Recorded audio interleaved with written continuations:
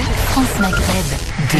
Au programme de ce grand forum pour ce mercredi 16 octobre à la une, ce lundi, le personnel de l'université de Cergy a reçu par mail un formulaire à remplir pour dénoncer des prétendus signes de radicalisation. Selon vous, ces appels à la dénonciation menacent-ils l'ensemble des musulmans? C'est la question que l'on se pose, que l'on vous pose, à laquelle vous répondez sur Facebook, France Maghreb 2 sur Twitter, le grand forum FM2. Pour en parler avec nous, Faiza Ben Mohamed, Mounia Feriachi, Abdeslamitash, Philippe Bouriaki et Maître Maghrebi. Invité Ismaël du Front Uni des immigrations et quartiers populaires qui organise une marche décoloniale à samedi. Qu'est-ce que cette marche décoloniale?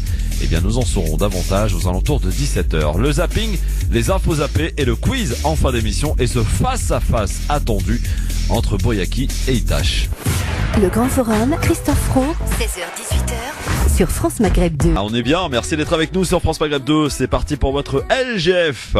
Jusque 18h, on est là, ravi de vous retrouver sur France Maghreb 2. Aujourd'hui, une belle équipe pour m'accompagner, en commençant par Faiza Ben Mohamed, journaliste. Bonjour Faiza. Bonjour Christophe, bonjour à tous les auditeurs, auditrices. Elle ne pourra pas rester avec nous jusqu'au bout, mais elle est avec nous en tout cas, journaliste militante Faiza Ben Mohamed. Mounia Feriachi, bonjour, blogueuse, bonjour Mounia. Bonjour. Bienvenue Mounia, ravi de te retrouver. Philippe Bouriaki, comment ça va mon Philippe? Ah, pas très bien, pas très Qu'est-ce qui se passe? À la veille du 17 octobre, je suis jamais super bien. Ouais. Tu nous en parleras d'ailleurs parce qu'il se passe quelque chose du côté d'Orly, parce qu'il se passe toujours quelque chose à Orly. C'est vrai. Ouais. Monsieur Abdeslamitash, le premier de la classe, salut Abdeslam. À ce qui paraît, bonjour aux auditeurs, auditrices, bonjour tout le monde. Je suis content parce que le quiz aujourd'hui va être important. Ouais, Ça va être du très Ces deux-là se chauffent, hein. Faiza aussi peut le voir, hein. Ah non, il y a que lui qui se chauffe, hein. Moi, tu sais, je ne chasse pas le petit gibier, hein. Je tiens à le dire. Oh putain, chante Beaumer. Tu sais qu'est-ce qu'il disait mon prof de boxe? L'oiseau qui chante le matin se fait plumer avant le soir. Ouais, d'accord. Voilà, on verra. ça commence bien, mais on verra, on Ce soir réglera ou ça jamais. à la loyale tout à l'heure, hein, sur l'octogone, qui vous mettra en face à face tout à l'heure. Bienvenue tout le monde. Alors pour commencer cette question du jour que l'on vous pose, c'était ce lundi, le personnel de l'université de Cergy a reçu par mail un formulaire à remplir pour dénoncer des prétendus signes de radicalisation. Selon vous, ces appels à la dénonciation menacent-ils l'ensemble des musulmans? Extrait pour illustrer un petit peu ce qui s'est passé du côté de Pontoise.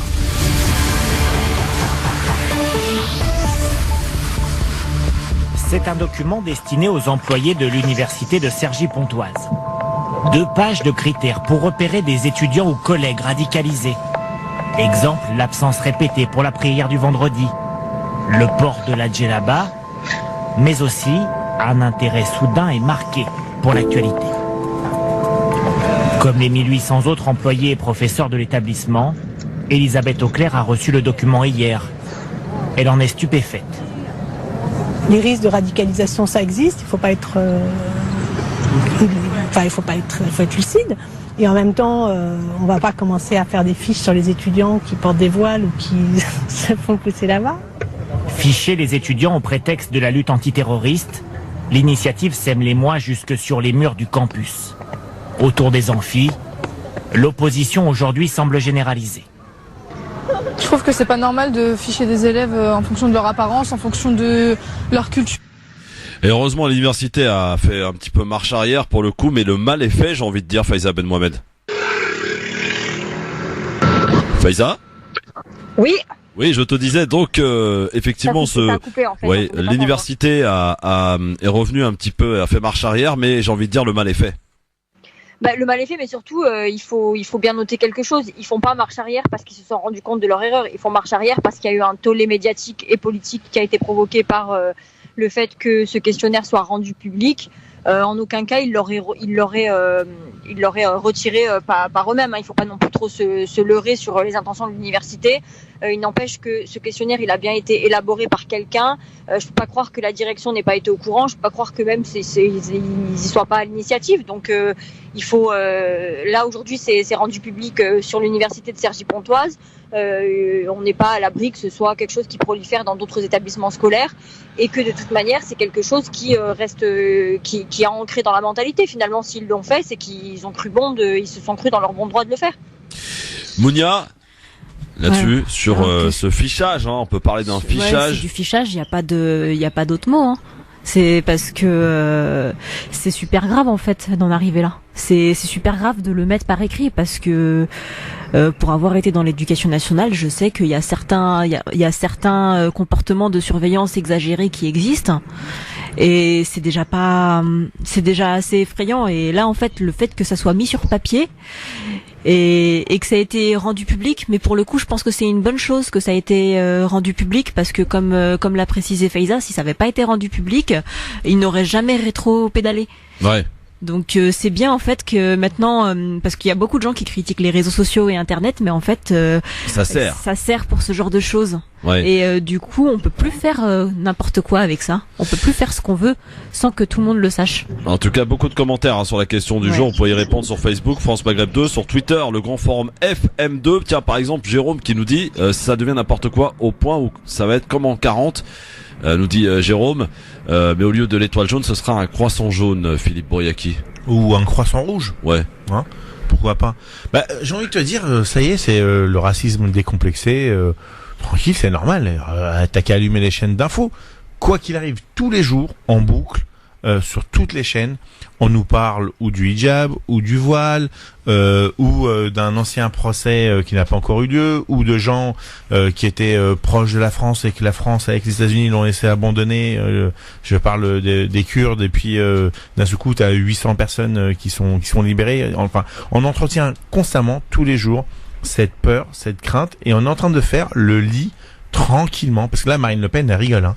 Si tu veux, hier elle a rien commenté, elle a été soutenir les pompiers, c'est juste énorme ce qu'on est en train de faire. Et quand tu as des Nieb ou Zora habitants qui montent au créneau et qu'on montre oui, Fréard qui dit détester les musulmans. Normal, oui, normal.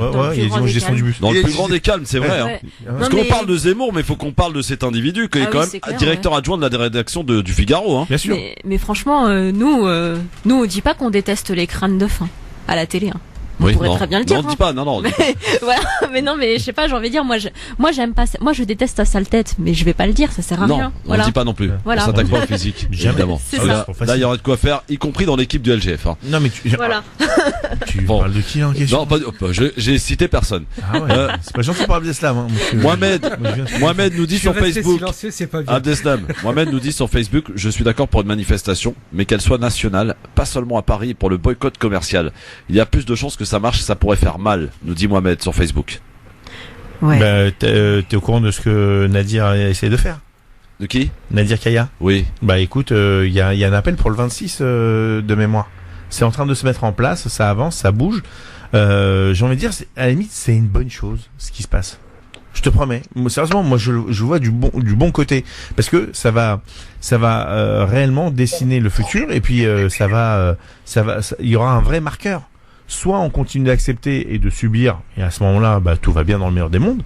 Soit on se rebelle de manière pacifique et on dit stop, ça suffit, parce qu'on n'entend personne. Alors effectivement, on n'a pas accès, hormis sur France Maghreb 2, de façon libre à la parole, mais je vois bien pour l'instant. Oui, pour l'instant. Oui. Non, mais bien sûr, la brigade politique policière fasciste va arriver incessamment sous peu. Et d'ailleurs, je crois dans les tablettes des raflés, vous serez les premiers à la France Maghreb 2. C'est parce que c'est l'étape suivante. L'étape suivante, c'est ça. Donc maintenant, ça suffit. Et il faut qu'on descende de manière assez claire dans la rue, qu'on nous entende. Et pour ça, je le dis, c'est pas pour prêcher pour ma paroisse, mais tant que vous serez pas inscrit sur le électoral, vous n'existez pas pour les politiques. Et tu vois bien ce qui est en train de faire Castaner et Macron, ils laissent faire. Quand tu parles de leader islamique, je suis désolé, ce mot-là est galvaudé. Islamique ou islamiste ne veut pas dire terroriste. Ça suffit maintenant. Oui, il faut trouver un autre mot pour ça. Ils n'ont plus le droit de l'utiliser. Ça suffit. Moi, je me sens blessé. Stop, qu'on arrête. Écoute, tout d'abord, concernant ce fichage, parce que il faut c'est quand même, effectivement, tu as raison de revenir sur le sujet qui nous occupe. Bien sûr, mais je suis désolé, mais d'abord, dans un des signalements, l'intérêt porté à l'actualité. Je suis désolé, alors on devrait tous être inquiets ici au Grand Forum, puisque on épluche l'actualité et on essaye de la décrypter ici même. Donc on serait potentiellement à signaler à côté de ça le fait de porter une barbe, mais là aussi, on est dans le 2 poids 2 mesures. Ça veut dire que un citoyen français type européen, je dis type européen, qui se laisse pousser la barbe, c'est hipster. Et quand c'est un Nord-Africain, c'est une barbe religieuse. Mais je suis désolé, mais où va-t-on dans tout ça? Voilà, c'est aujourd'hui, on voit bien ces établissements qui se permettent des choses. Mais pourquoi est-ce qu'ils se permettent ces choses-là? Je vais aller au bout de mon propos, Phil. Pourquoi ils se permettent ces choses-là? Parce que en face, ils n'ont aucune résistance, ils n'ont personne qui justement s'indigne et s'insurge de ces choses-là. C'est-à-dire qu'il y a un vrai manque d'organisation d'une communauté qui se fait taper dessus du matin au soir.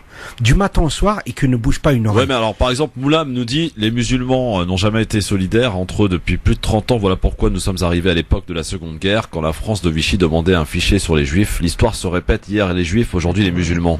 Mais non, mais attends, oui, là, moi, ça c'est un discours qu'il faut arrêter de distiller. Je sais, sur les réseaux sociaux, là, ça fait 15 jours que les musulmans sont la cible des médias et des politiques, et ça fait 15 jours que les communautés musulmanes sur les réseaux sociaux s'adressent à nous qui sommes identifiés comme étant des personnes qui sommes engagées sur la question de l'islamophobie, pour nous demander quoi faire, que faire, comment faire.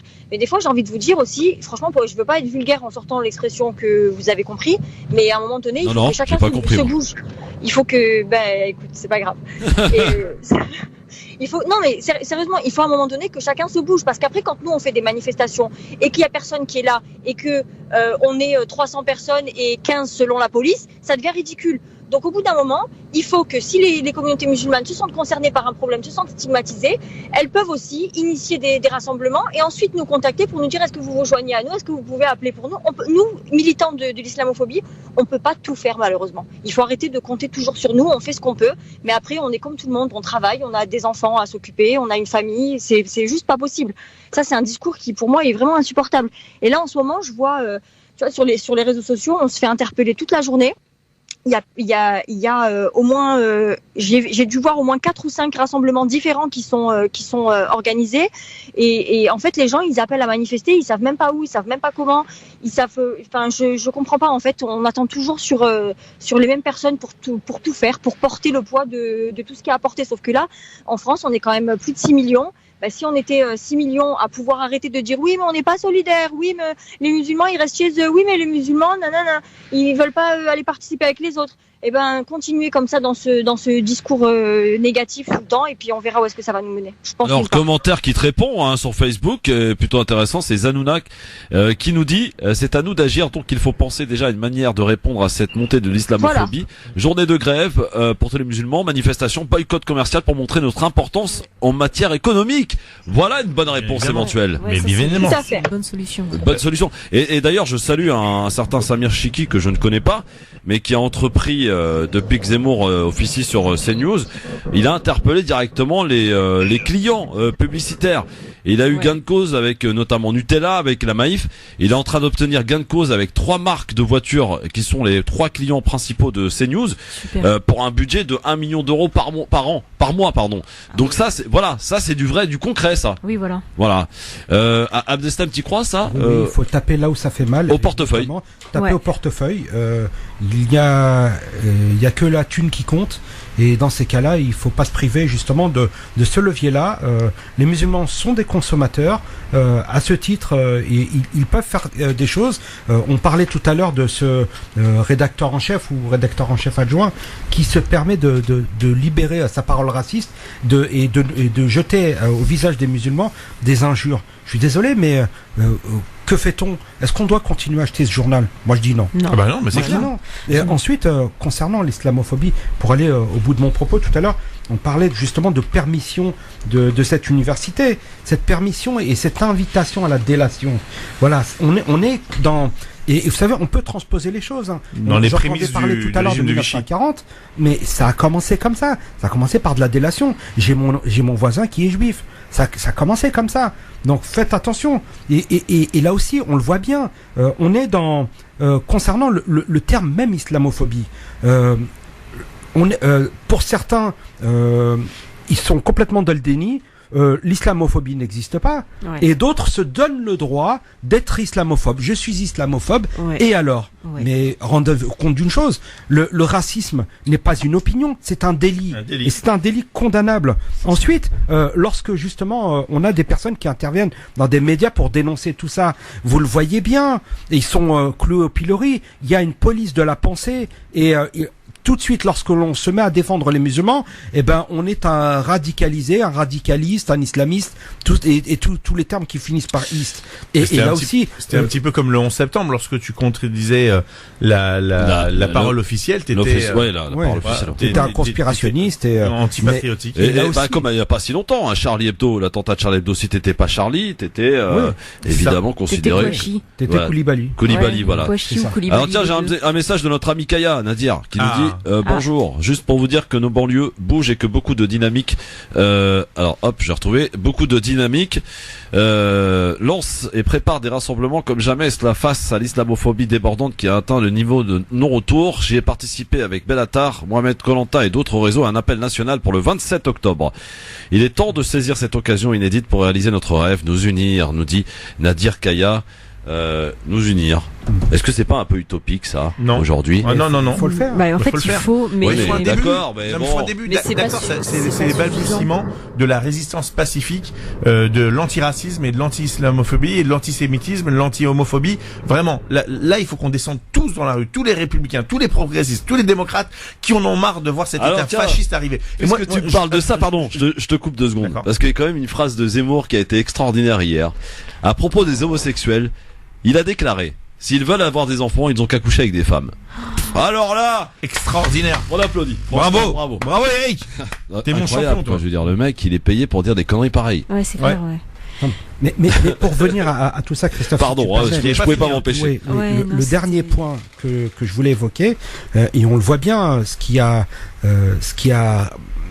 développer aujourd'hui un sentiment d'indignation, c'est le comportement de cet élu Front National qui, lors d'un conseil, Julien Audoul, qui justement a interpellé une femme. Quel courage d'interpeller une femme dans une assemblée. Il avait tout préparé, Abdeslam. Il avait préparé les caméras, il a tout orchestré.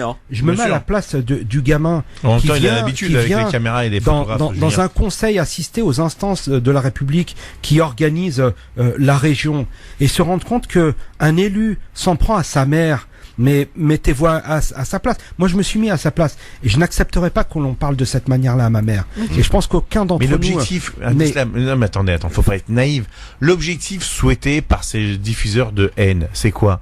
C'est qu'à un moment donné, il y en a plusieurs qui pètent les plombs, qui se radicalisent et qui deviennent des terroristes. Et à ce moment-là, ça confirme les théories qu'ils développent depuis de nombreuses années. Oui, c'est ça leur objectif. Oui. Eh ben, on va leur donner l'inverse.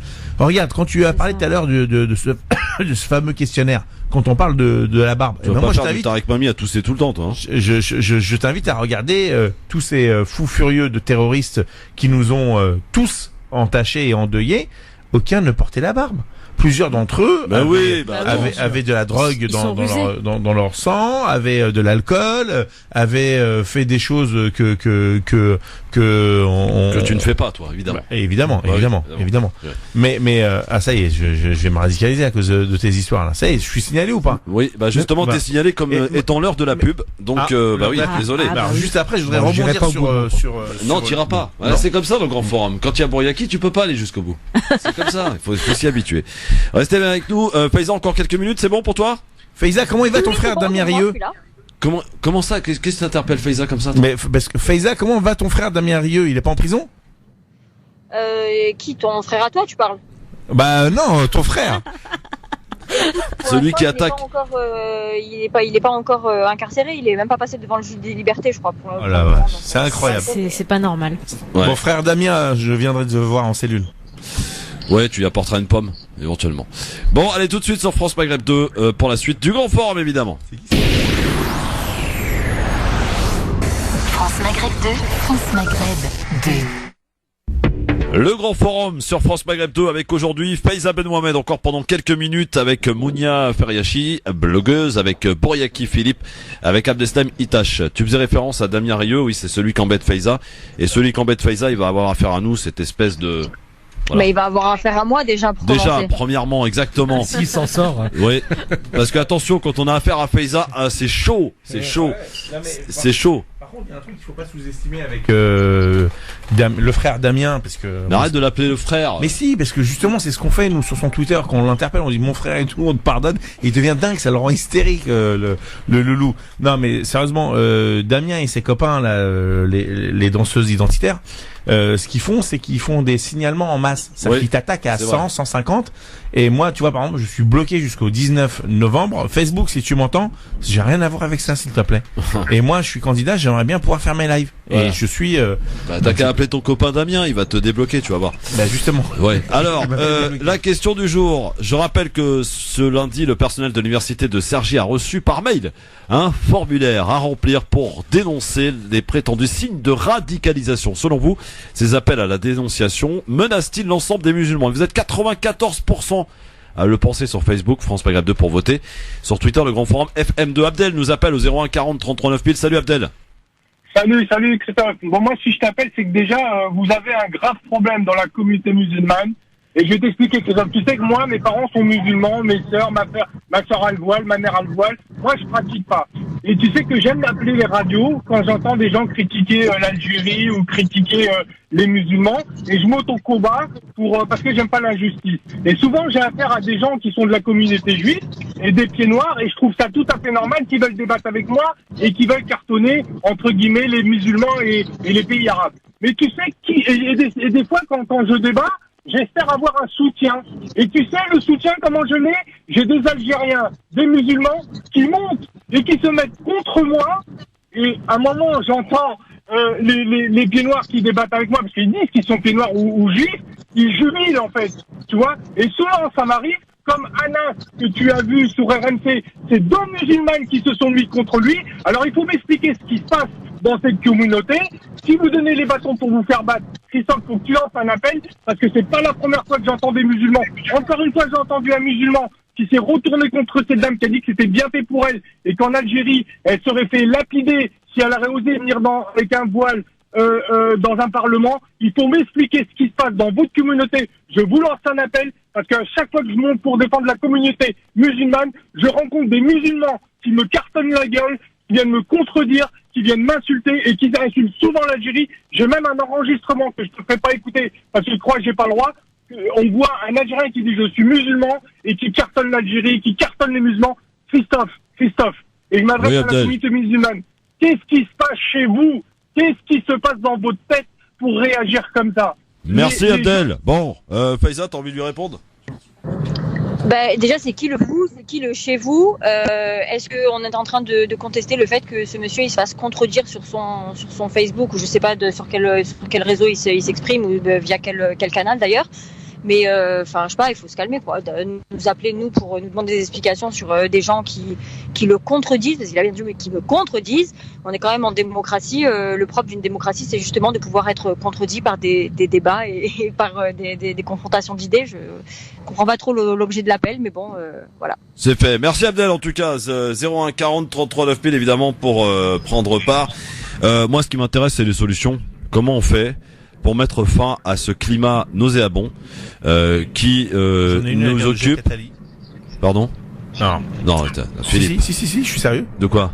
Jean-Pierre Elkabbach, sur Twitter, le voile, la radicalisation, l'intégration, les musulmans coincés entre la loi de la République et la loi de Dieu, les racines des conflits actuels. Jacques Attali, mon invité, demain vient présenter l'année des dupes à Alger 1943. Jacques Attali répond: non, malheureusement, je ne viendrai plus sur CNews pour le moment.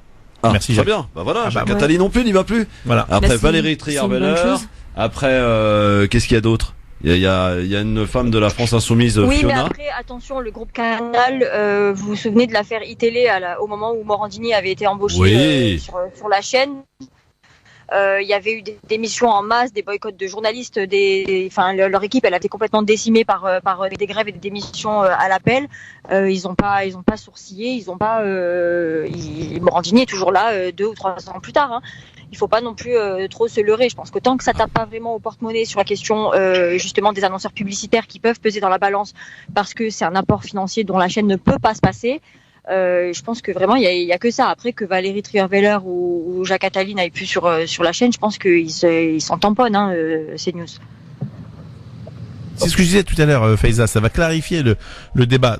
D'un côté, on aura ceux qui maintenant sont complètement décomplexés, et puis de l'autre, tu auras un vrai front républicain démocrate, et nous verrons bien, in fine, qui gagnera sur les idées et sur les valeurs. Je pense. Non, mais là, tu vois, sur la question du boycott de Zemmour, par exemple, et sur la question de toute comment on dit, l'environnement islamophobe là en ce moment qui nous entoure avec ce contexte qui est complètement hystérique c'est sur ces dernières semaines. Est-ce qu'on va se contenter aujourd'hui de dire je boycotte Zemmour, je boycotte la publicité de Nutella qui va boycotter les émissions de Zemmour, ou on va faire une manifestation, on va aller au Trocadéro, on va crier qu'on n'est pas content, stop à l'islamophobie, au revoir, l'islamophobie c'est mal. Non, à un moment donné on peut être dans la contestation, mais t'as un moment où il faut passer dans la construction. Le problème de cette communauté, c'est que malheureusement pour l'instant, il y a très très peu de personnes qui proposent quelque chose pour. Faiza, elle a raison. Elle a raison. Oui, non mais bien. Oui. C'est pas moi qui va dire que Faiza n'a pas raison. Je dis juste qu'il n'y a pas un seul chemin, qu'il y a plusieurs chemins et qu'on doit chacun trouver le sien. Et ben, on va converger. C'est les balbutiements de cette histoire que nous allons ça construire. Fait 20 ans que j'entends ça. Mais ça fait 20 ans qu'on n'avait pas France Maghreb 2 comme force de pouvoir de liberté d'expression. Non, les mesures que nous, les mesures qu'on peut initier sur un boycott économique, sur une journée noire dans les commerces, machin, les musulmans n'achètent plus, on va voir combien ça pèse. C'est sûr qu'économiquement ça va peser. C'est comme sur la question des gilets jaunes, ça avait paralysé l'économie tous les samedis, notamment sur la fin de l'année dernière. Ouais. C'est sûr que c'est quelque chose qui pèse. Mais après, est-ce qu'on a proposé, moi je sais que c'est quelque chose qui me semble absolument nécessaire et vital, c'est un plan national de lutte contre l'islamophobie. Je suis désolée, il nous faut quelque chose qui soit destiné aux médias, destiné à la sphère politique. Non, aux médias, ça fonctionnera pas. Faiza, tu vois bien qu'aujourd'hui les médias sont sous la pression de la Macronie qui veut la bipolarité. Bien sûr, c'est la vérité. Ils veulent la bipolarité entre eux et le Rassemblement National, et au soir du premier tour, on n'aura pas le choix que pour éviter le chaos de voter la Macronie. Donc maintenant, il faut plusieurs. Non, mais on n'aura pas le choix, Philippe, parce que c'est nous qui voulons pas nous donner le choix aussi. Je suis désolée, ça fait 40 ans qu'on nous menace, qu'on nous brandit cette menace. Attention, l'alliance républicaine, il faut tous s'allier contre Marine Le Pen, avant c'était son père et tout. Mais moi, je m'en tamponne de m'allier avec tout le monde maintenant. Je suis désolée. Bien sûr. C'est comme ça, si j'ai un choix entre Emmanuel Macron qui prend dans son gouvernement des islamophobes notoires, et je vais citer à l'intérieur Jean-Michel Blanquer. Oui. Pour moi, tu peux rajouter Le Maire, tu peux rajouter Castaner. Et tu peux rajouter aussi Macron. Un Blanquer qui soit dans le gouvernement de Le Pen ou dans le gouvernement de Macron, je suis désolée, je vois pas c'est quoi la différence. Donc, à un moment donné, ce chantage aux élections à nous dire attention, on va voter, il faut absolument voter, faire une alliance républicaine pour pas que Le Pen elle passe et tout. Franchement, j'ai envie de vous dire, à un moment donné, il faudra que cette France elle se brûle avec l'extrême droite au pouvoir pour comprendre ce qu'elle a fait, ce qu'elle a construit pendant des décennies, parce que pour l'instant, c'est tous ces politiques qui nous ont dit, qui nous ont fait croire, qui ont fait croire à ceux qui voulaient bien le croire, qu'ils étaient un barrage républicain contre le racisme, contre la xénophobie, contre blablabla, et les idées rétrogrades et blabla. Et c'est à cause de eux qu'aujourd'hui on est dans ce gouffre, parce que finalement ils ont eu les voix, notamment des communautés immigrées, des communautés musulmanes. Ça fait 30 ans qu'ils ont les voix de nos parents, de nos grands-parents. Maintenant, ils vont se... Si, il y a du retour, mais attends, laisse parler les gens, Philippe. Mais non, mais comment ça? Il y a Mounia et la Testam qui peuvent pas en placer une. Mais attends, mais j'ai pas fini mon développement et je me suis arrêté parce que... Mais je suis désolé, je me suis arrêté parce que Faiza, c'est super intéressant ce qu'elle dit. En plus, on dit la même chose. Je suis en train de dire que ce gouvernement et ces médias qui sont à la solde de ce gouvernement, à la solde des firmes écolocides qu'on a mis au pouvoir il y a 2 ans, ne souhaitent qu'une chose, la bipolarité, et nous obliger. Sauf que ça n'existera plus. Et maintenant, moi j'en ai marre des discours pessimistes en disant ouais mais non, les gens ils sont pas solidaires, etc.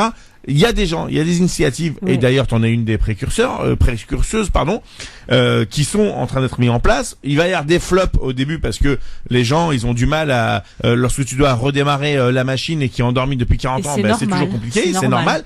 Mais maintenant ça suffit, stop, allons-y, on va commencer par la première des choses, et j'espère que France Maghreb 2 va jouer le jeu sur une campagne d'inscription massive sur les listes électorales, parce qu'il y a que comme ça qu'ils comprendront qu'on existe. Si vous votez pas, si vous exprimez pas, vous n'existez pas, et ils continueront à vous taper dessus. Alors, Alors déjà, il y a une chose à dire. Elle a raison, Faiza, quand elle dit qu'il y a beaucoup de choses, il y a beaucoup de gens qui font, elle a tout le temps raison, Faiza. Pas tout le temps, mais là, là sur ça, oui. Non, mais en tout cas, elle a raison quand il dit qu'il faut de la construction. Et effectivement, il y a des gens qui sont en train de construire. Et moi, je pense qu'il faut aller encore plus loin que ça. Quand il y a des problèmes comme ça, parce que là, la situation, elle est en train de s'aggraver, mais on passe notre vie à réagir. On réagit soit sur les réseaux sociaux, ou alors on réagit avec des rassemblements, des manifestations spontanées. En fait, on réagit à chaque fois de manière désorganisée. Donc il faut deux choses. Il faut réagir peu, parce que quand on voit les puissants, eux, quand ils réagissent peu, mais ils réagissent bien et ils ont une réponse forte. Donc nous, faut qu'on s'inspire d'eux, en fait. Et il y a une deuxième chose, il faut surtout pas s'arrêter de construire ce qu'on est en train de faire. Faut continuer et justement, faut mettre plus d'énergie à la construction qu'on est déjà en train de faire, parce qu'il y a des gens qui construisent, ils sont pas toujours très suivis, mais c'est pas grave. L'important, c'est qu'ils continuent, en fait. Faut surtout pas s'arrêter de construire, et il faut arrêter de réagir tout le temps, de gaspiller son énergie à réagir tout le temps, et au final, on réagit tellement qu'on a plus d'énergie pour construire. Monsieur Itache, avant d'accueillir Émir, qui nous appelle de Lyon, on nous attend 01 40 33 9000. Et avant de libérer Faiza. Alors, moi, je suis pour que l'on puisse construire tous ensemble à hauteur des capacités des uns et des autres. Vous avez des personnes qui sont identifiées, qui du coup ont des followers et qui peuvent porter la parole. D'autres, en tant que militants ou ne serait-ce que par leur présence dans certains rassemblements. Ouais. C'est aussi ça le début. Mais tout à l'heure, j'entendais parler un petit peu Philippe, à la façon de Jean-Paul Sartre, l'enfer c'est les autres, mais je tiens à lui dire que d'abord ça s'est fait bien avant d'abord de se retrouver avec un système bicéphale où il n'y aurait que deux partis qui existent. Je tiens à vous rappeler que François Mitterrand à l'époque avait permis à Jean-Marie Le Pen de développer le Front National parce que son seul but c'était de niveler les voix de droite entre le Front National et la droite. Ouais. Donc Emmanuel Macron n'a pas inventé l'eau chaude, et qu'il y a bien longtemps que les courants politiques de gauche et de droite jouent avec ça et ils agitent le chiffon de l'extrémisme. Ensuite, si les écologistes sont pas capables d'être au deuxième tour, c'est peut-être parce qu'ils ont mal bossé ou qu'ils ont pas un programme intéressant. Non, c'est pas ça, c'est que nous, on n'avait pas tous les médias qui faisaient tous les jours des heures et des heures sur Macron, la solution. Tu veux un mouchoir? Non, mais pas du tout, c'est pas grave. Moi, je vois que certains. On fait une place à Émir. Bien sûr, viens. Faiza, mais à un moment donné, ça on va te libérer parce que je crois que tu dois y aller. Les personnes de ces partis-là qui acceptent que leur patron... On peut dire au revoir à Faiza ou ça? Faiza, non, on peut pas, elle reste avec nous. Salut Faiza. Voilà. Faiza, merci beaucoup en tout cas et bon après-midi. Merci en tout cas d'être venu le peu de temps que nous nous a accordé aujourd'hui. Merci beaucoup Faiza. Merci Faiza. Salut tout le monde, à la semaine prochaine. À la semaine pro, évidemment. Inch'Allah. Pour une émission entière, hein, Faiza, attention. Hein. Oui. Faut pas s'habituer à ce genre de truc, hein. Attention. Non, t'inquiète. Salut ma Faiza, à bientôt. Émir est avec nous, il nous appelle de Lyon, s'il est encore là, je sais pas d'ailleurs. Salut Émir. Toujours là. Oui, bravo. Comment ça va le Lyonnais? Écoutez, ça va très bien, je vous remercie. Bon, alors on t'écoute Émir, qu'est-ce qui se passe? Bonjour à tous, je prends rarement la parole, je vous écoute souvent, et là je me suis dit qu'il fallait que j'intervienne un peu. En tout cas, je vous remercie beaucoup parce que vous apportez toutes les solutions, toutes les clés en fait dans votre discussion. C'est-à-dire faire partie des décisionnaires, en fait des gens qui décident en France, donc par la voie électorale, donc faire partie des corps de l'Assemblée, de ces choses comme ça, de venir faire partie des élus. Et c'est ce qu'il faut en fait pour avancer sur le sujet, parce qu'on parlera toujours à notre place. Et sur l'idée de construire, en fait, malheureusement, beaucoup ne le voient pas. C'est pas assez peut-être relayé, et de toute façon pas du tout par les médias, mais ça se construit en France. Il y a des constructions. Vous avez invité, c'était la semaine dernière, Raleb Benchir. Oui. Et ce monsieur qu'a fait récemment, le 17 septembre, il a fait une conférence internationale à Paris pour la paix et la solidarité. Et pourquoi on n'a pas trop entendu ça à la télé, sauf dans le cadre d'une polémique avec monsieur, vous savez, Mohamed Abdul Karim El Aissa, qui est un ancien ministre de la Justice et maintenant qui fait partie donc secrétaire général de la Ligue mondiale de l'islam. Donc on entend cette polémique, mais on n'entend pas parler en fait des progrès, on n'entend pas parler à la télé, on n'essaye pas d'inventer une paix. Moi quand j'entends Nadine Morano qui dit clairement, en fait, c'était sur CNews ou sur C8, je ne sais pas, qui dit le problème c'est l'islam. Oui. Vous voulez quoi de plus? Quand madame, une fois de plus, c'est Nadine Morano. Émir, je suis désolé, on va devoir couper parce qu'il y a un souci sur la ligne. Bon, ça vient pas de chez toi, ça vient de chez nous. En ce moment, il y a des soucis à la radio, standard, tout ça, ça part en live. Bref. En tout cas, voilà, on a beaucoup de mal à t'entendre, mais en tout cas, on a bien compris l'essentiel, mon cher Émir. Merci en tout cas d'être passé à la radio. C'est pas du tout de la censure, mon cher Émir, mais c'est vraiment un problème de ligne. Tu verras. Ok. À très bientôt, Émir. Merci de ton appel. Au revoir. À bientôt. Bah oui, non, mais j'y peux rien, moi. Qu'est-ce qui se passe dans ce truc, là? Pourquoi ça grésille, là? C'est depuis que Boriaki est arrivé, c'est le bordel dans cette radio. Voilà, faut le dire en même temps. Comment? Je suis une minorité, c'est pour ça. Minorité de quoi? Ben, vous le savez bien. Vous le savez bien, visible, monsieur Fro. Vous le savez bien. Bien visible. Ouais. Bien visible. Oui. Voilà. C'est vrai. Bon, encore une les fois amis, discriminé. on va accueillir un jeune homme. C'est un jeune homme, hein, qui est avec nous aujourd'hui. Ah non, il n'y a pas un jeune homme, vraiment. Il s'appelle Ismaël. Bonjour Ismaël. Vas-y. Bonjour, dis bonjour Ismaël. Bonjour. Et comment ça va? Je suis pas tout seul, du coup je suis venu avec une amie qui s'appelle Majdelil aussi. Ah Majdelil, bonjour à vous tous, à vous deux, pardon. Vous allez nous parler d'un événement qui va se passer ce samedi. C'est la marche des coloniales. Alors qu'est-ce qu'une marche des coloniales que vous organisez donc ce samedi, Ismaël? Donc il s'agit d'une balade des coloniales. L'idée c'est de brasser un peu un concept qui s'appelle l'éducation populaire. L'idée donc c'est agir pour comprendre ensemble. Et donc comprendre ensemble pour agir ensemble. Et donc du coup l'idée c'est quoi? Concrètement c'est on va débaptiser des noms de rues qui rendent hommage à l'histoire coloniale française. D'accord. Pour en fin de compte se faire justice nous-mêmes et remplacer ces mêmes noms de rues par ceux de nos héros, ceux des héros des luttes de l'immigration et des quartiers populaires. Mais aussi, donc oui, c'est un beau projet. Ah, je m'en vais. Et il y a aussi l'idée de rendre aussi hommage à des personnes qui se sont fait tuer par la police. On rendra aussi hommage à nos Shibani et nos Shibaniya. En tout cas, je vous invite à consulter l'événement qu'on fera tourner sur la page Facebook. Et l'événement, c'est le balade des coloniales, sur la page du Front Uni des immigrations et des quartiers populaires. C'est ce samedi à 14h. Ouais. Le rendez-vous, c'est place Saint-Bernard, face à l'église Saint-Bernard, au lieu de la lutte des sans-papiers. Des sans-papiers, absolument. Voilà. Ouais. Mais dites donc, c'est un sacré projet, ça, les enfants. Vraiment, Ismaël, bravo. Hein. Donc concrètement, à un titre d'exemple, qu'est-ce qu'on peut en dire là?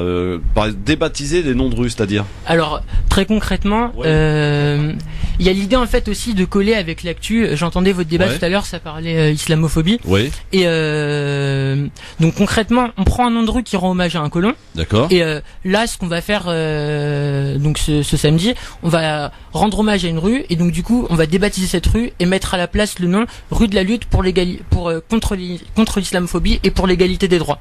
Donc l'idée c'est à chaque fois d'avoir un temps de parole, de discours où en réalité il suffit pas juste de faire l'acte mais d'expliquer pourquoi est-ce qu'on le fait et pourquoi surtout on décide de dégager aussi un affreux de la République coloniale. Abdeslam, ça te parle ça? Oui, ça me parle. Alors, d'abord, l'un des premiers combats, c'est d'empêcher de débaptiser les rues Maurice Audin, parce qu'on a souvent des villes communistes qui basculent à droite, et la lubie de certains maires de droite, c'est d'enlever Maurice Audin, qui était un résistant communiste. Il n'est pas important qu'il soit communiste. C'est l'action qu'il a menée pendant tout ce temps-là. Mais en effet, enlever des rappeler l'action enlever des Colbert et autres, oui, moi je suis plutôt pour, et restaurer la mémoire de gens qui sont battus. Je pense notamment à la veille du 17 octobre, à Fatima Bédar, qui est la plus jeune martyre du 17 octobre 1961. Il sera important d'avoir justement des rues Fatima Bédar pour se rappeler que c'était une collégienne qui a été jetée à la Seine et qui a été retrouvée avec son cartable. Et on l'a reconnu, on l'a identifié grâce à son cartable. C'est dire à quel point elle était décomposée. C'est prévu ça, Ismaël? Oui. Il y aura une rue du coup qui sera rebaptisée rue du 17 octobre 61. Ouais. L'objectif aussi de tout cet événement, c'est de montrer que en fait il y a une continuité coloniale et que elle s'exprime aujourd'hui à travers les violences policières, l'islamophobie, le fait d'effacer la mémoire des luttes de l'immigration. Donc c'est aussi l'objet de la rue qu'on va rebaptiser rue des Shibani et des Shibaniya, parce que faut leur rendre hommage pour toutes les luttes qu'ils ont portées, et ça a été les premiers à lutter ici. Donc c'est aussi l'intérêt, c'est aussi d'être dans la continuité de cette histoire et de rappeler qu'on est héritier de cette histoire. J'ai une question à vous poser. Il n'y aura pas de rue Philippe Bouriac, je suis désolé. Pas encore. Non. Mais non, toujours la postérité, c'est ça le problème. Non, la question que je vous pose, moi j'approuve complètement ce que vous faites et je sais que c'est de manière pacifique en plus que vous le faites. Merci. Et vous n'allez pas décrocher les trucs, vous allez mettre quelque chose par-dessus qu'on pourra retirer après. Est-ce que vous n'avez pas peur du coup que dans ce climat très islamophobe qui est en train de gagner les consciences, que les identitaires, les racistes notoires décomplexés qu'on entend partout ne saisissent pas cette balle au rebond pour dire, vous voyez, ça y est, le grand emplacement, c'est là, et on nous impose maintenant des choses, choc culturel, civilisationnel, et puis on est en train peur n'évite pas le danger. Voilà. Évidemment. Ouais. Qu'est-ce que vous pouvez leur répondre? Je pense qu'ils ont plutôt tout à perdre à faire ça, parce qu'en réalité, ces noms, ils existent encore aujourd'hui, et je pense parce que la majorité des gens qui les voient et qui habitent dans ces rues, y compris ces quartiers populaires, ils savent pas qui c'est.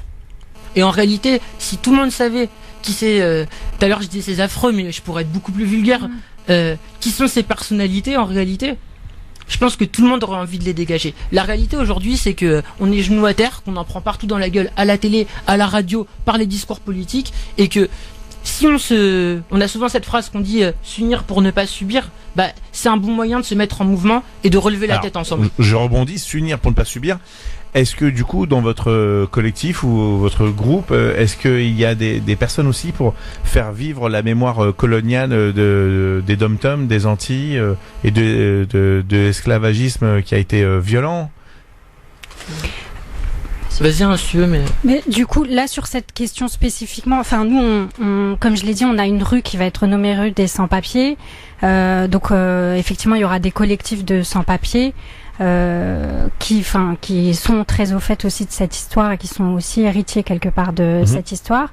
Juste pour, du coup, revenir sur la question que vous avez posée tout à l'heure, il y a aussi un enjeu à pas accepter d'être silencié par ces mouvements d'extrême droite.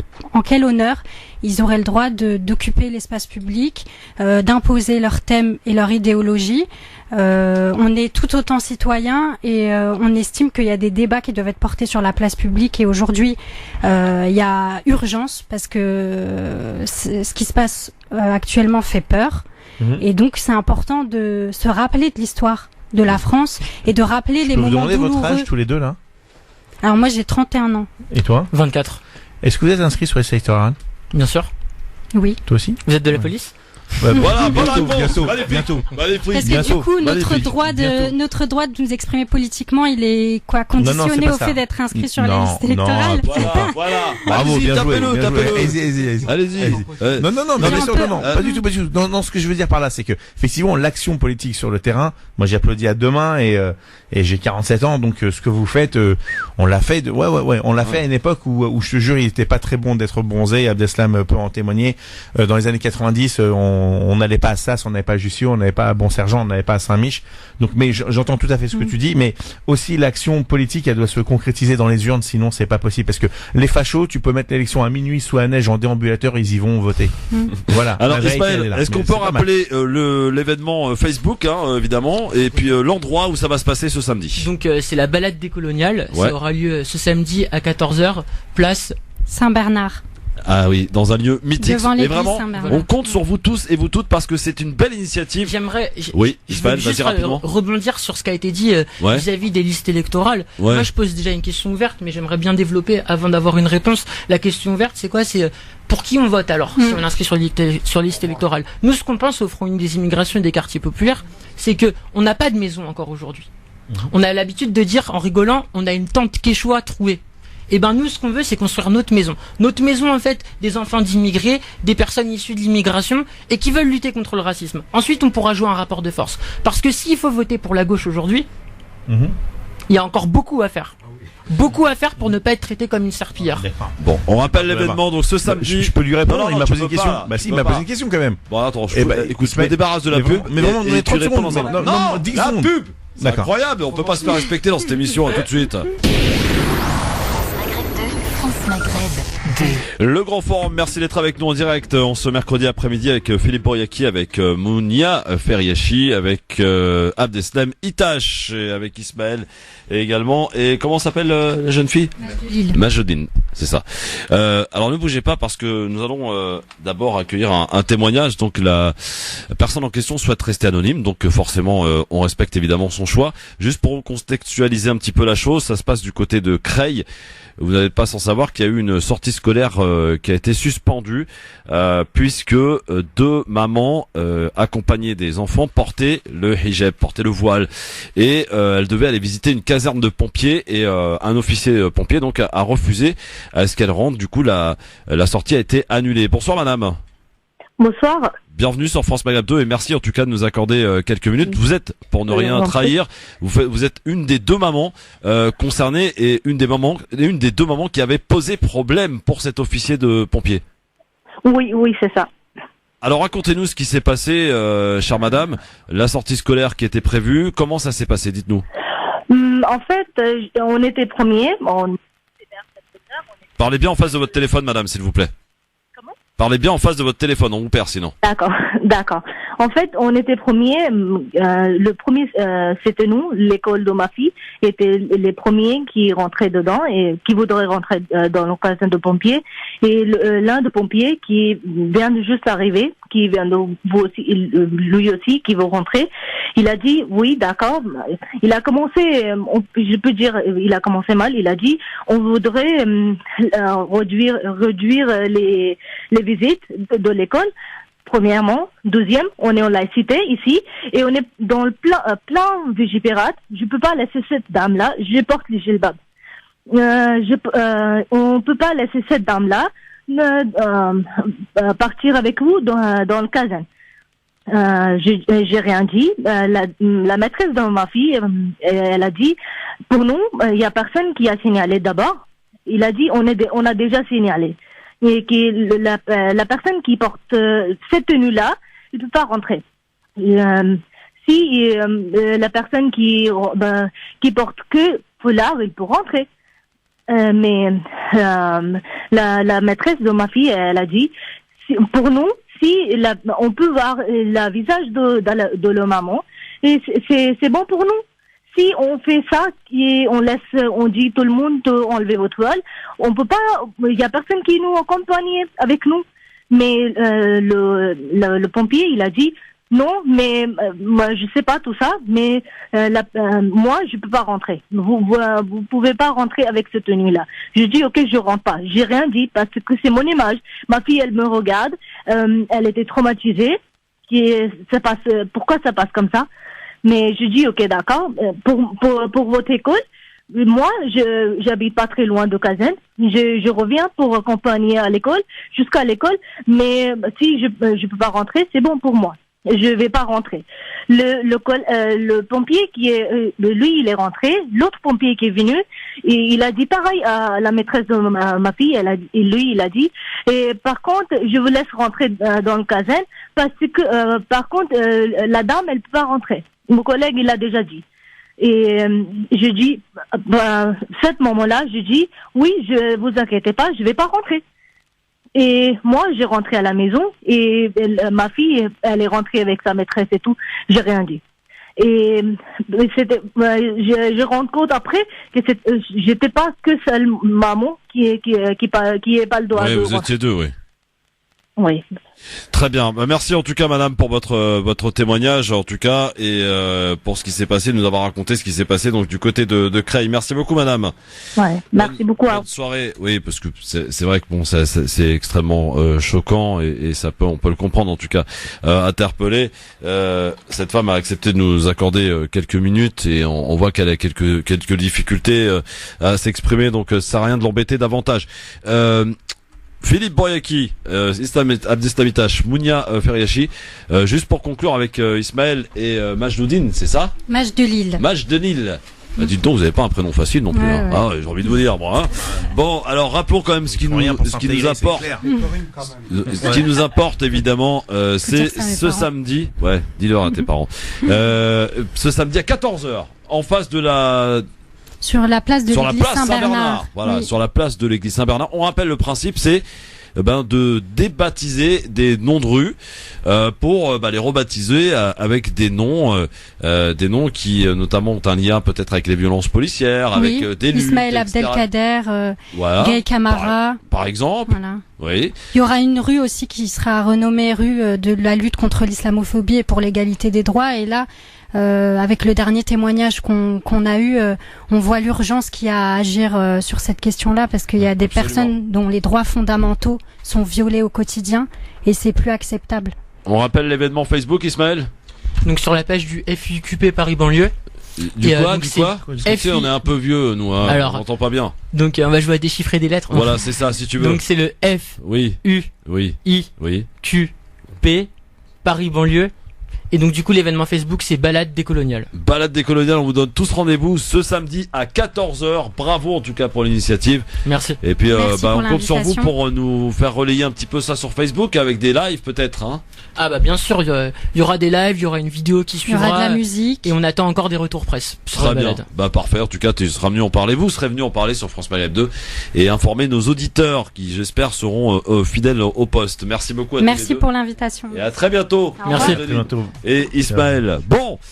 Si nous parlions un peu de ce qui va se passer demain, parce qu'il va se passer quelque chose du côté d'Orly, paraît-il, le 17 octobre, évidemment, 1961, c'est une date importante, pour ne pas oublier ce qui s'est passé le 17 octobre 61.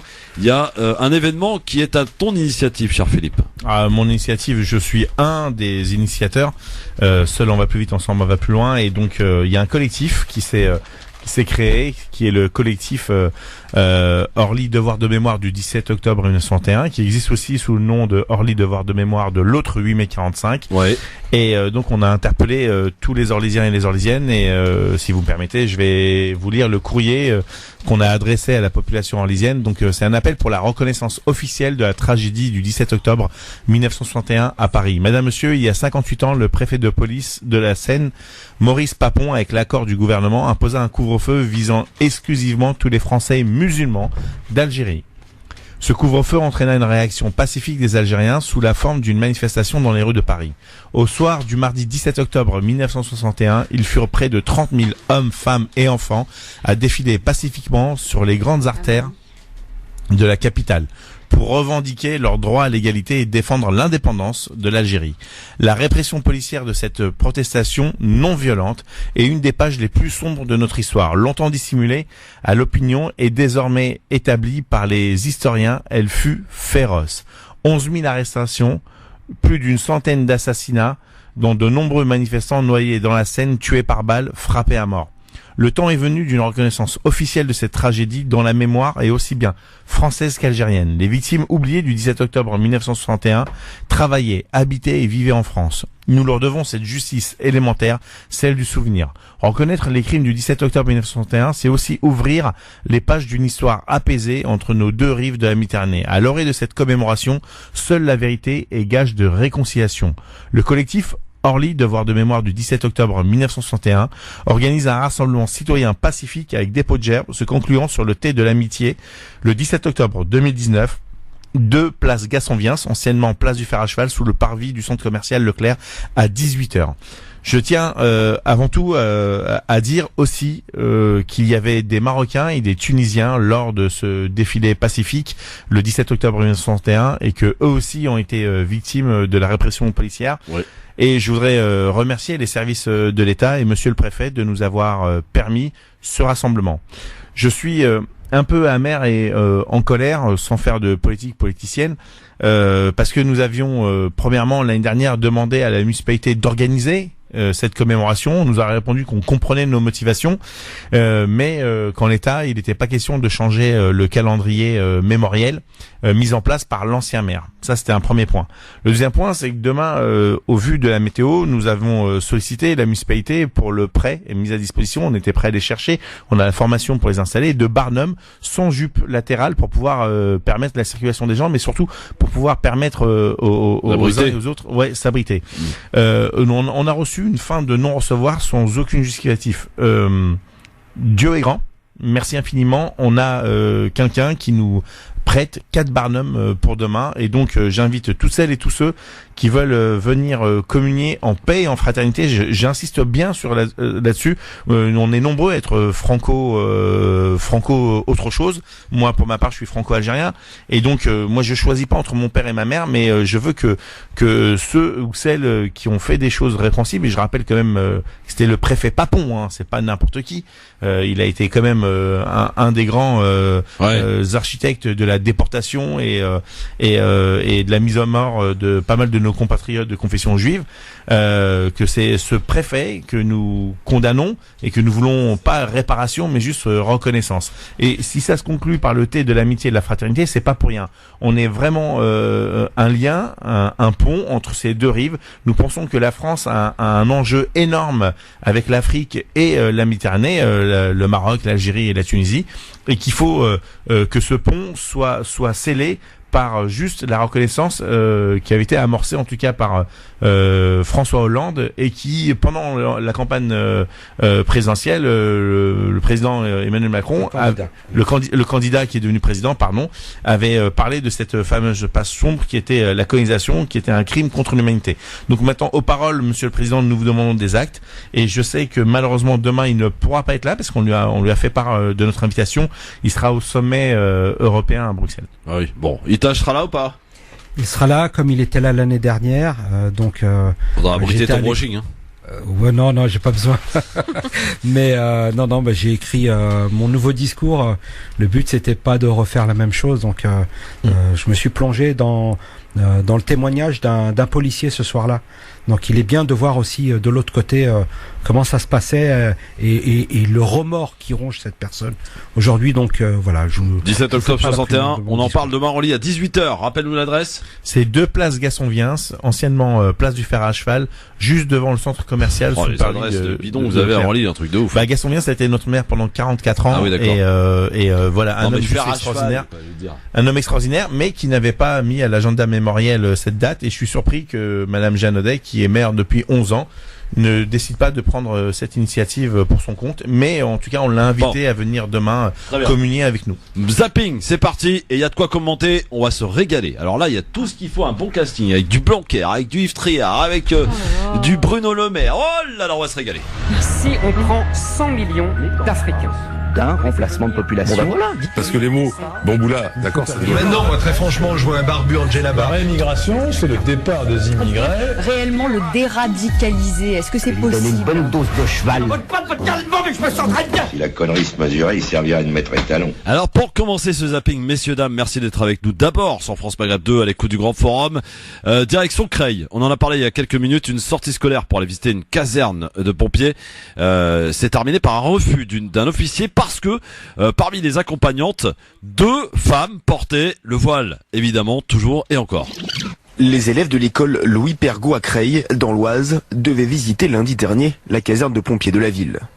Seulement, une fois sur place, un officier refuse l'accès à 2 accompagnatrices qui entraîne l'annulation de la visite. La raison, elle portait un voile. Le pompier pensait alors bien faire en appliquant la loi, a-t-il expliqué. C'est vraiment un malentendu parce que je connais bien cet officier de sapeur-pompier. C'est certainement pas un raciste, c'est pas un extrémiste non plus, donc il n'y a aucune connotation politique. Lui, il a cru bien faire. Je crois que le législateur a intérêt à peut-être apporter un certain nombre de précisions au texte. L'une des accompagnatrices a affirmé avoir reçu un appel des pompiers le soir même pour présenter leurs excuses. Elle explique par ailleurs qu'outre le voile qu'elle portait ce jour-là, elle était vêtue d'une veste et d'un pantalon. Voilà, c'est passé à Creil encore et toujours, donc peut-être qu'il y a un problème au niveau de la législation, pour le coup, et peut-être de réexpliquer un petit peu les lois que certains font mine de ne pas connaître. Hein, Mounia, c'est ça? Bah alors, moi je j'irai pas jusque à faire un procès d'intention sur ces pompiers-là, mais ce qui est sûr, c'est qu'ils connaissent pas la loi. Peut-être qu'ils sont racistes aussi. Mais la seule chose il y a une chose qui est sûre, c'est que le racisme, l'islamophobie ambiante qu'il y a partout, ça fait qu'il y a des gens qui font des confusions inadmissibles et ça prête des confusions parce qu'en fait la laïcité en France c'est la loi de 1905. Ouais. C'est pas et les lois de 2004 et 2010 qui sont fondamentalement sexistes et islamophobes, elles contredisent la loi de 1905, mais même si elle contredit cette loi-là, elle n'interdit pas aux mamans qui accompagnent les enfants en sortie scolaire d'être neutres en matière d'expression religieuse. Donc il y a une grosse confusion en fait. Le problème c'est que ces lois non seulement elles sont islamophobes et sexistes, mais en plus elles prêtent à confusion. Et du coup ça infiltre l'islamophobie dans l'esprit de tout le monde. Autre chose dans le zapping, rien ne va plus entre les pompiers et la police. Ils manifestaient hier à Paris et se sont fait gazer, simplement par leurs copains de tous les jours, ce qui est quand même plus grave. 17h, place de la Nation. La manifestation des sapeurs-pompiers doit se terminer, mais eux n'ont pas l'air de vouloir rentrer chez eux tout de suite.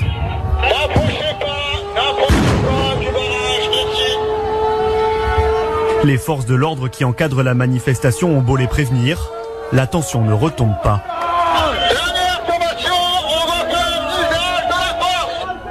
Les soldats du feu finissent par forcer le barrage. La situation dégénère. Des images rares de pompiers jetant des projectiles sur les forces de l'ordre. Regardez à quoi on est réduit. Aujourd'hui, on était des milliers de pompiers. On est venus des 4 coins de la France. On a fait quelque chose de pacifiste. On a été calme. Ça a fait du bruit et de la fumée, ça s'est arrêté là. Et là, on nous demande d'évacuer. Très bien, on est des bons garçons. On veut regagner nos bus. On nous interdit de les regagner. On nous gage, on nous met des coups, on nous insulte. Ça devrait même pas exister. Là, regardez, les CRS, la police, on bosse avec eux. Dans la vie de tous les jours, c'est nos copains. Ici, l'un d'entre eux est blessé au visage. Quelques minutes plus tôt, les forces de l'ordre avaient déjà fait usage des canons à eau, car les pompiers tentaient de sortir du trajet déclaré en préfecture, provoquant la colère des soldats du feu. Moi, j'ai 30 ans de métier, c'est un scandale. Tu peux me filmer, ça me dérange pas. Il a du ordre, mais c'est pas normal de commander les pompiers. On a appelé à travailler ensemble. Une manifestation particulièrement tendue, preuve d'un profond malaise au sein de la profession. Depuis des années, on dénonce un manque criant d'effectifs et on nous écoute pas. Et là, on arrive à une situation où c'est vraiment très compliqué. On est juste bon en fait à faire des voix pour nos hommes politiques quand ils viennent poser des médailles sur les cercueils. Mais nous, au jour le jour, on n'a rien du tout, aucune reconnaissance. Ce défilé fait suite à un mouvement de grève lancé en juin. Les syndicats réclament notamment une revalorisation de leurs primes à 28% du salaire de base, contre 19% actuellement. Aujourd'hui, ils se disent surmenés. Le nombre d'interventions augmente chaque année pour des missions qui ne relèvent pas toujours de leur cœur de métier. Les pompiers, souvent, ils travaillent plus de 2000 heures, payés 1607 heures, et les conditions de travail se sont dégradées. C'est une des motivations. On a aussi des avantages ou quelques spécificités pour les retraites dont on nous promet qu'elles vont passer par perte et profit dans le nouveau système. Et ce qu'on voit, c'est que tous les signaux sont au rouge. Depuis quelques années, ils doivent faire face à un autre problème. Les agressions physiques et verbales lors de leurs interventions. Elles ont triplé en seulement 10 ans. Depuis le 1er janvier, les autorités ont recensé 1274 agressions à l'encontre des pompiers et 312 blessés.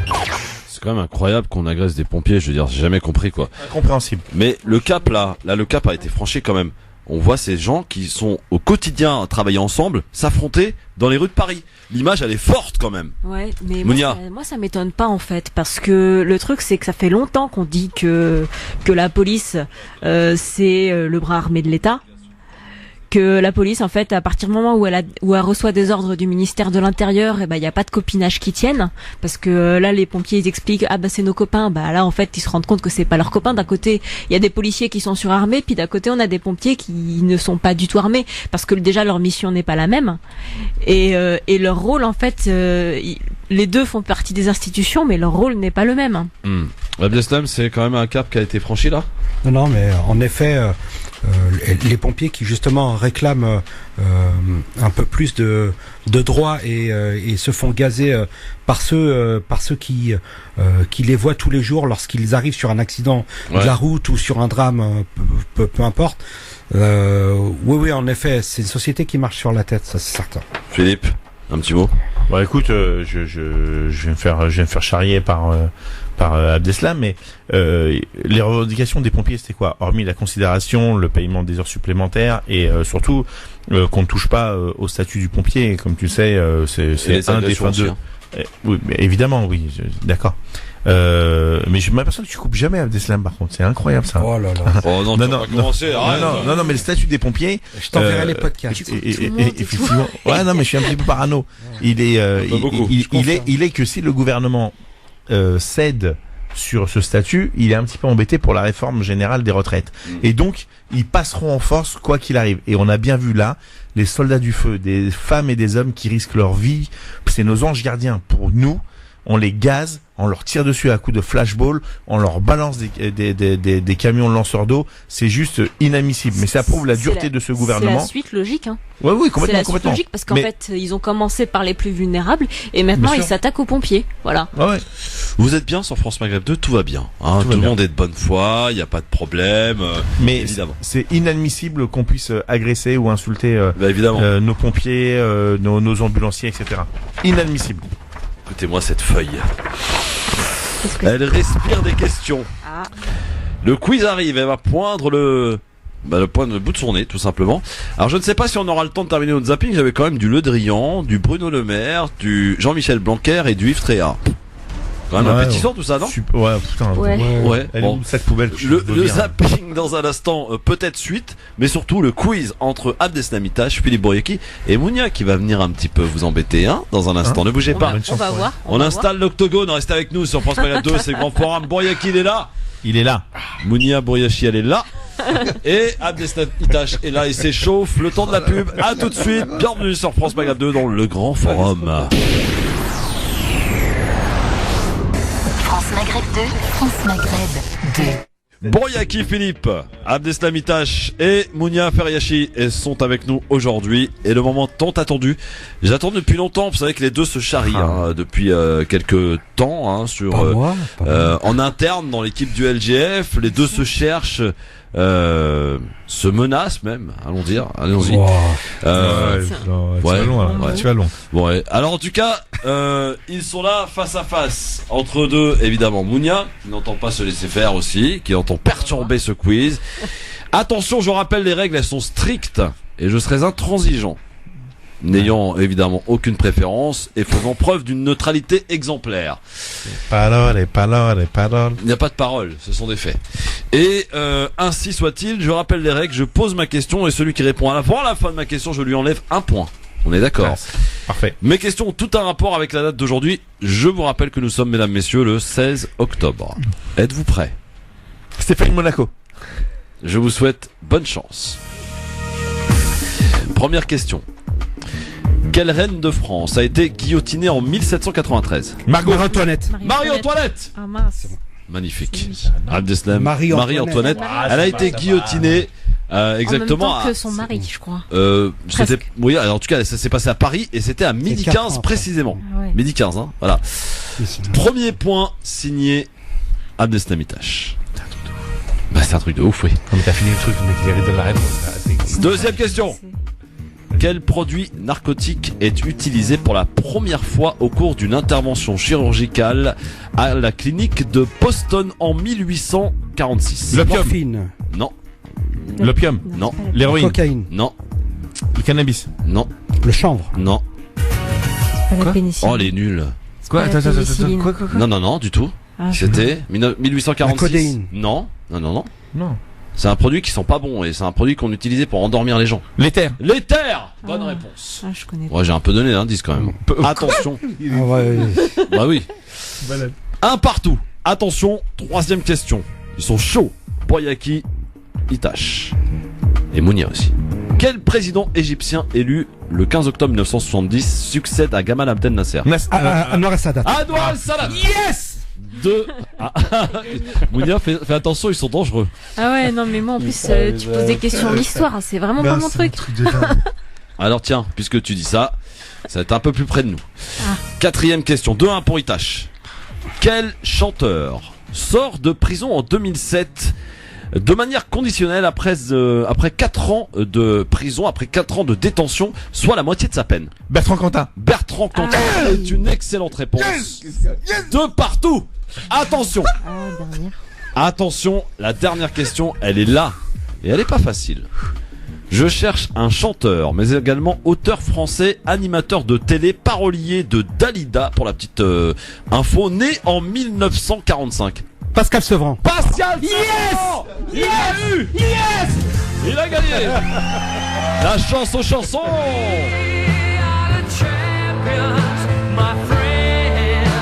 Il a gagné. KO debout, monsieur Boyaki. Archi pas du tout. Ça y est. Pas du tout.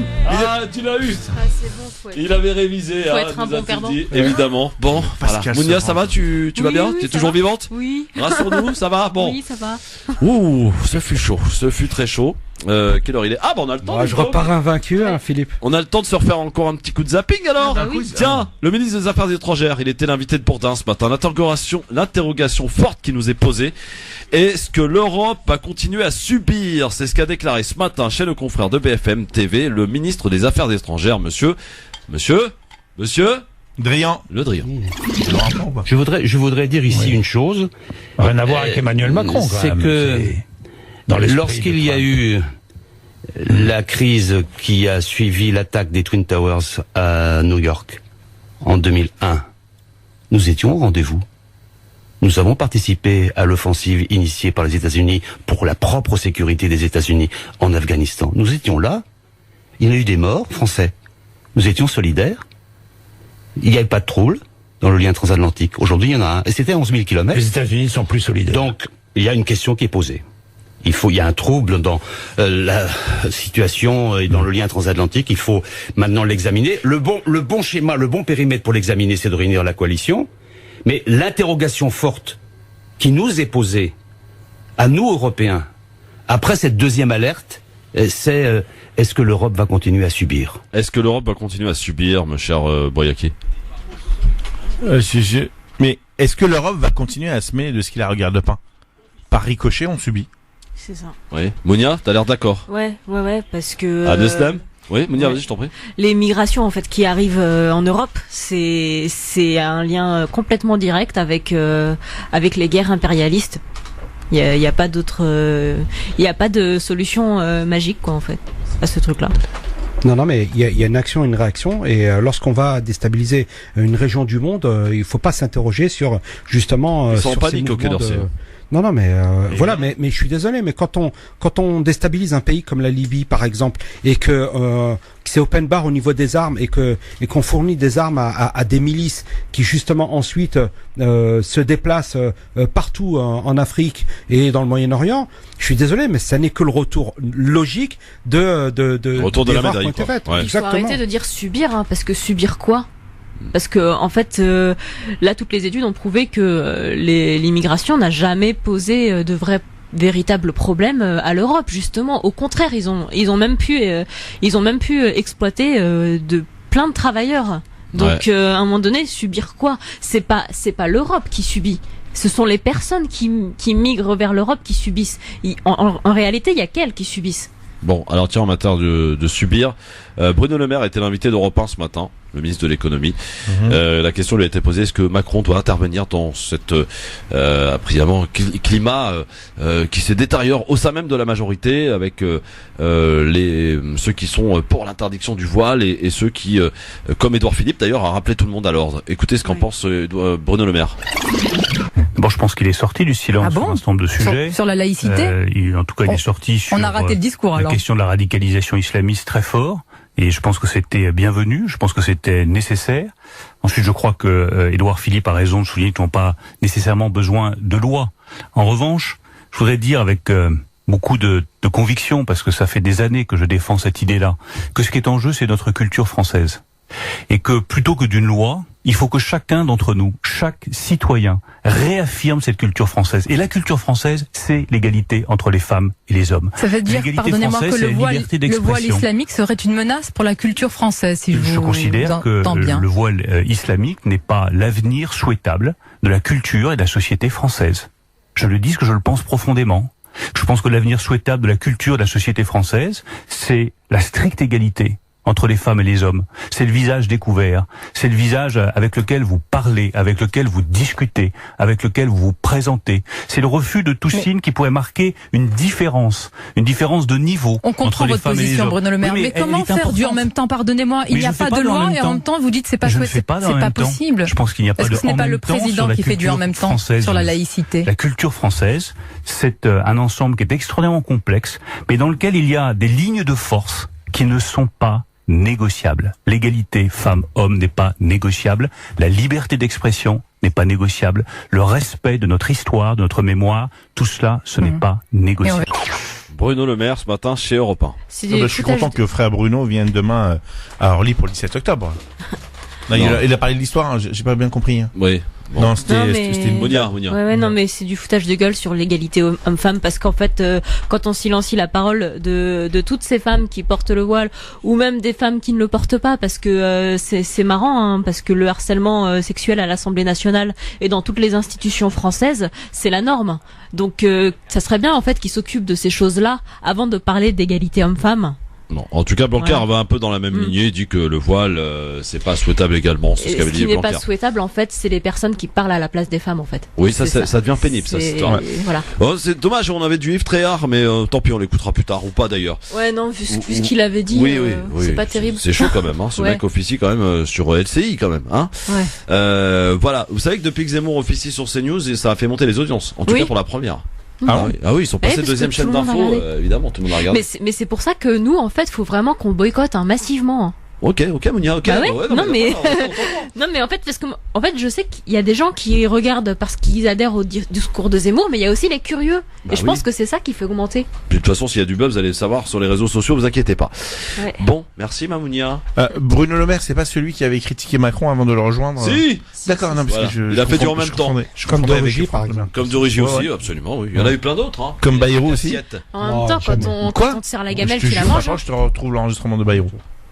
Quand on sert la gamelle, tu la manges, c'est comme ça. C'est comme ça que ça fonctionne. Bon, et la gamelle, c'est dans 1 heure, à peu près vers 19h. Merci beaucoup, Mounia Friachi. Merci à Destamitash pour ta victoire, bravo, face à Boyaki, que tu as laminé. Je reste l'invaincu. Tu restes invaincu, absolument. Philippe, c'est pas encore pour ce soir. Voilà, la victoire. Ça devient quand même long, hein, cette histoire.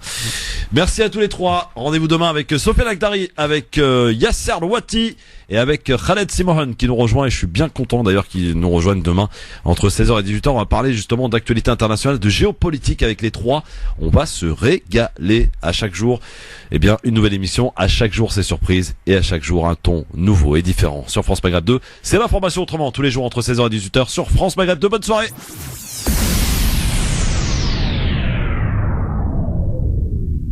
Et sur la radio Ensemble, toute génération, il est 18h, l'heure du rappel de l'actualité de ce mercredi soir avec Sophie Terrence pour le journal. Bonsoir Sophie.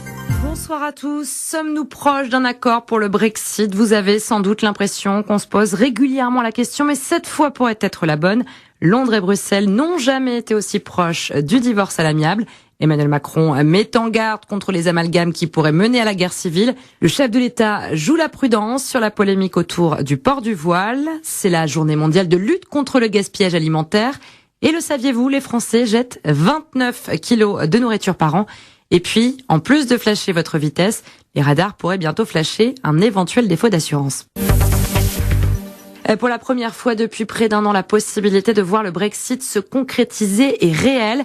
Le Royaume-Uni et la Commission européenne semblent en bonne voie pour trouver un accord susceptible d'être adopté par le Parlement britannique.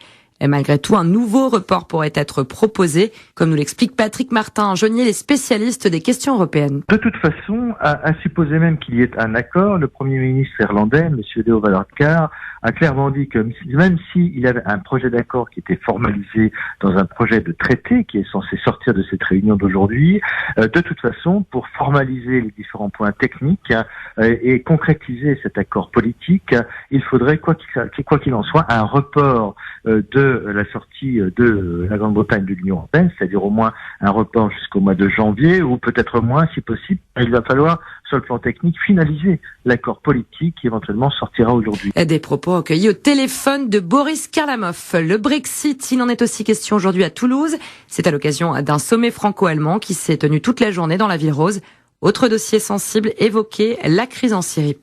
Et puis la polémique autour du port du voile. Emmanuel Macron a mis en garde contre un amalgame entre immigration, radicalisation et laïcité.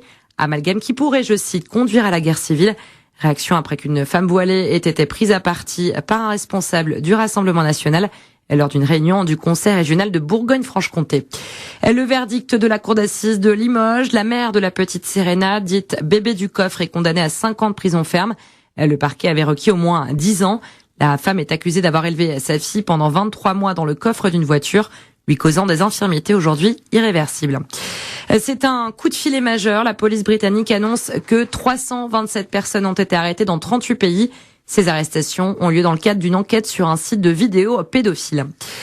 Dans le reste de l'actualité, c'est la journée mondiale de lutte contre le gaspillage alimentaire. En France, chaque habitant jette en moyenne 30 kilos de nourriture à la poubelle chaque année. Alors de plus en plus de communes se mobilisent à travers des opérations anti-gaspi impliquant directement les habitants. À Amiens, 60 familles vont participer dans les prochaines semaines au défi Zéro Gaspi. Objectif, changer les gestes du quotidien pour moins gaspiller. Et grâce à l'association En Savoir Plus, Gianna Miladi, chargée de communication. Favoriser du coup la préparation de gamelles pour le lendemain, manger le midi les restes de la veille, et puis sur aussi l'achat. Donc ça peut être par exemple pour des gens de préparer à l'avance leur menu de la semaine avant d'aller faire les courses. Donc pour acheter vraiment juste ce dont ils ont besoin. Pour d'autres foyers, ça va tout simplement être se mettre à cuisiner plus plutôt que d'acheter du tout préparé qui sera peut-être trop important en quantité. L'an dernier, en 5 mois, les familles participantes ont économisé au total 2 tonnes de déchets.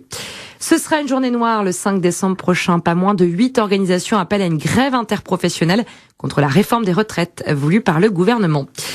Vous le savez, assurer sa voiture est obligatoire. Pourtant, selon l'Observatoire national de la sécurité routière, les automobilistes de France seraient environ 700 000 à rouler dans des véhicules sans aucune assurance. Et ça peut coûter cher aux fautifs en cas d'accident.